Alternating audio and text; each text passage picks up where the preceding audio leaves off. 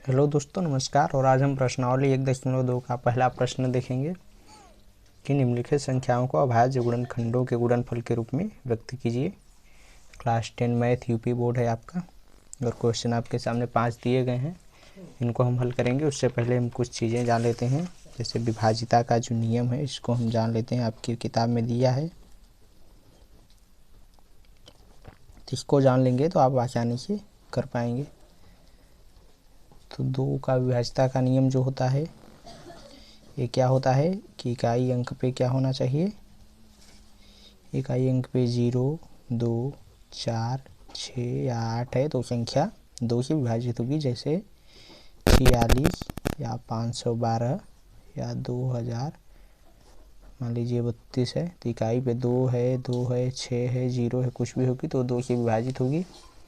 इसी तरह 3 के लिए नियम क्या है, 3 के लिए नियम है कि यदि संख्याओं का योग, जैसे मान लीजिए हमें कोई दिया है 38 और 25 एक संख्या दी है, इनके अंकों का योग बराबर 3 + 8 + 2 + 5, यदि ये सब का योग तो 5 8 3 11 और 2 13 5 18, जैसे इनका योग क्या आया 18, तो ये 3 से विभाजित होगी पूरी तरह, 3×6 = 18, तो यानी कि यह संख्या पूरी 3 से विभाजित होगी। ऐसे ही 4 का नियम क्या है कि लास्ट के 2 अंक किससे विभाजित होने चाहिए, 4 से। जैसे मान लीजिए 416 है तो यदि 16 4 से विभाजित हो रहा है तो पूरी संख्या 4 से विभाजित होगी। 5 का नियम क्या है, 5 का नियम है कि इकाई के अंक यदि 0 और 5 हैं तो संख्या 5 से पूरी तरह विभाजित होगी। इतना जान लीजिए आप लोग। अब चलिए हम क्वेश्चन को हल करते हैं। तो हम पहला क्वेश्चन हल करेंगे, लिखेंगे हल। पहला क्वेश्चन क्या है, 140, तो इसे हमें अभाज्य गुणनखंडों के गुणनफल के रूप में व्यक्त करना है। तो कैसे गुणनफल करेंगे इसका, यहाँ लिखेंगे आप 140 और देखिए इकाई के अंक पर 0 है तो ये 2 से भी कटेगा और 5 से भी। पहले 2 से काटेंगे तो 2 से 14 और यहाँ 0, फिर 2 से कटेगा, फिर 2 से काटेंगे तो 2 × 6 और 2 × 5 = 10। अभी देखिए 3 से नहीं कटेगा क्योंकि 5 3 8 होगा। अब इसे डायरेक्ट हम किससे काटेंगे, 5 से, 5 × 7 = 35। अब 7 किसी से नहीं कटेगा, इनका जो आंसर आएगा वो क्या होगा, इनके अभाज्य गुणनखंडों का गुणनफल जो होगा 2 × 2 × 5 और × 7। इसको बराबर में हम लिखेंगे, 2 बार 2 है तो 2 के ऊपर 2 लगाएंगे, × 5 और × 7, ये इसका आंसर हो गया आपका।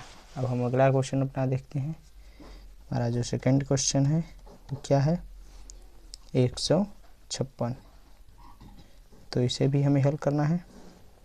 156 को कैसे हल करेंगे, यहाँ लिखेंगे 156, तो देखिए 6 है तो 2 से कटेगा, तो पहले 2 से काटेंगे, 2 × 7 = 14, 2 × 8 = 16, फिर 2 से कटेगा, फिर 2 से काटेंगे, 2 × 3 = 6, यहाँ इसका एक हासिल तो 2 × 9 = 18।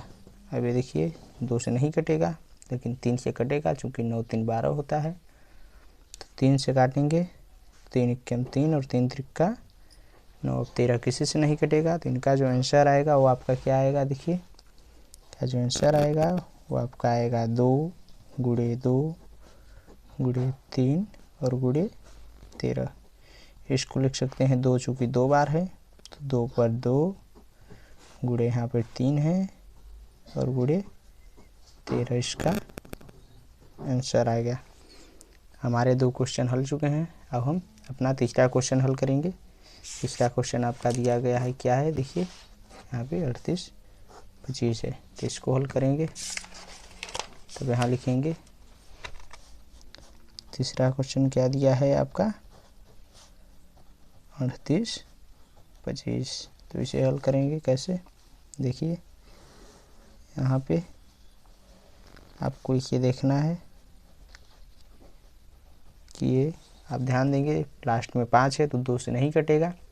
अब 3 से चेक करेंगे कटेगा कि नहीं, तो 8 × 3 = 11, 2 × 13 = 5, 18, यानी तो 18 3 से कटता है तो संख्या 3 से कटेगी। तो 3 × 1 = 3, 3 × 2 = 6, एक हासिल बचा, तो एक हासिल को यहाँ करेंगे, 2 हासिल बचा, 2 हासिल को यहाँ करेंगे, तो 3 × 7 = 21।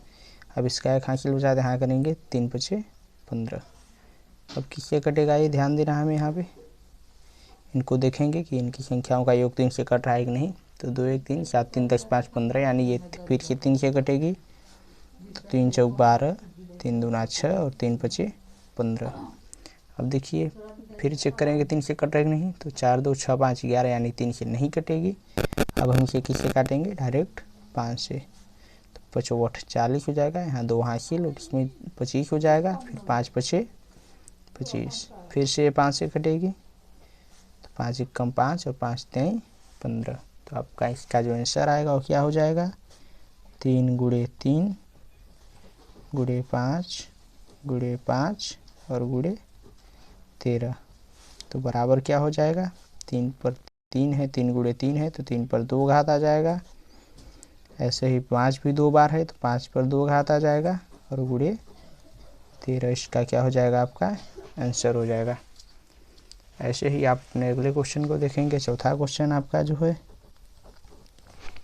क्या दिया था, चौथा क्वेश्चन आपका 5005 है। इसे हल करेंगे, यहाँ लिखेंगे 5005, तो हल करेंगे।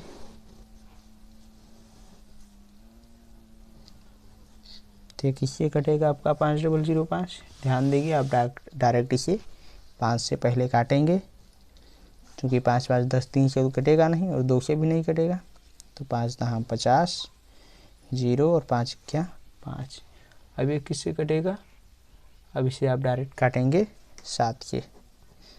तो 7 × 1 = 7, यहाँ बचा कितना 3 और 30, तो 7 × 4 = 28 और फिर यहाँ पे 2 हासिल तो 21, तो 7 × 3 = 21, यानी कि आ जाएगा आपका 143। फिर से किससे काटेंगे, अब डायरेक्ट 11 से कटेगा। तो 11 से कितनी बार में ये कट जाएगा, 13 बार में, ठीक है। तो आपका जो इसका आंसर आ जाएगा वो क्या होगा, आंसर होगा आपका 5 × 7 × 11 और × 13। चलिए अगला क्वेश्चन हम देख लेते हैं। तो आपका अगला क्वेश्चन क्या था, 7 4 2 9। अपने अगले क्वेश्चन को हल कर लेते हैं। भी बराबर क्या हो जाएगा आपका 7 4 2 9। तो इसे हल करेंगे, लिखेंगे 7 4 2 और 9। आपका ये क्वेश्चन है। तो किससे कटेगा, अगर आप इसे 17 से डायरेक्ट काटेंगे तो कितनी बार में कट जाएगा, 400।